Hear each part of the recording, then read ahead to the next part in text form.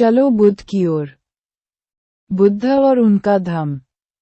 Baba Saheb doctor Bhimrao Ambedkar लिखित।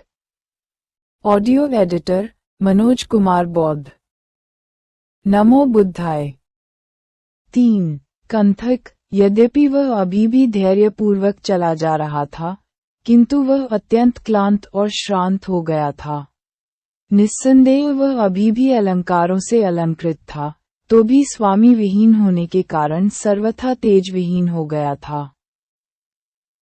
4. और जिस दिशा में उसका स्वामी गया था, उधर घूम घूम कर बड़े ही शोक संतप्त स्वर में वह बार बार हिनहिनाता।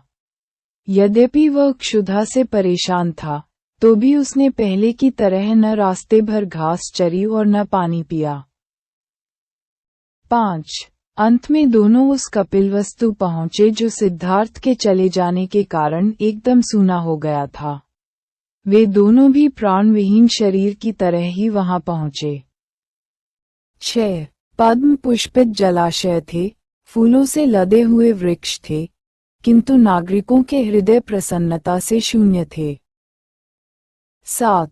तेज विहीन आंखों में अश्रु लिए हुए जब उन दोनों ने कपिलवस्तु में प्रवेश किया तो उन्हें सारा नगर अंधकारावृत प्रतीत हुआ।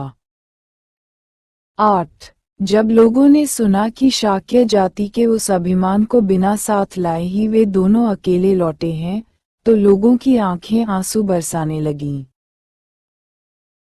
9. जोश से पागल लोग छन का पीछा कर रहे थे और आंसू बहाते हुए चिल्ला रहे थे, राजकुमार, जाति और राज्य का गौरव कहाँ है? 10. जहाँ वह नहीं है वह नगर हमारे लिए जंगल है, और जिस जंगल में वह है वह जंगल ही हमारे लिए नगर है। सिद्धार्थ विहीन नगर का हमारे लिए कोई आकर्षण नहीं। 10. 11. स्त्रियां खिड़कियों पर आकर जुट गईं। वे एक दूसरी को कह रही थीं, राजकुमार लौट आया है। लेकिन जब उन्होंने देखा कि घोड़े की पीठ नंगी है, उन्होंने खिड़कियां बंद कर लीं और जोर जोर से विलाप करने लगीं। 21. परिवार का विलाप। 1. शुद्धोदन के परिवार के लोग बड़ी उत्सुकतापूर्वक इस बात की प्रतीक्षा कर रहे थे कि संभव है क्षण सिद्धार्थ को समझा बुझाकर वापस लाने में सफल हो जाए। 2. राजकीय अस्तबल में प्रवेश करते ही कंथक बड़े जोर से हिनहिनाया। इस प्रकार उसने महल के लोगों को अपना दुख व्यक्त कर दिया। 3. जो लोग राजमहल के भीतरी भाग में थे, उन्होंने सोचा, क्योंकि कंथक हिनहिना रहा है, इसलिए राजकुमार वापस आ गया होगा। 4.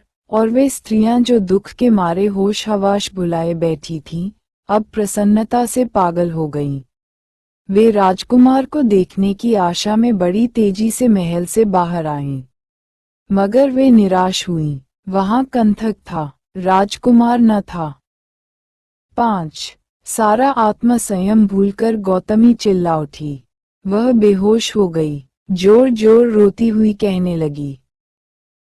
6. जिसके वैसे लंबे लंबे बाहु हों, जिसकी सिंह समान चाल हो, जिसकी वृषभ जैसी आंखें हो, जो स्वर्ण समान सुंदर हो, जिसका वक्षस्थल खूब चौड़ा हो, जिसका स्वर मेघ गर्जन के समान गंभीर हो, क्या ऐसे वीर को किसी आश्रम में रहना चाहिए?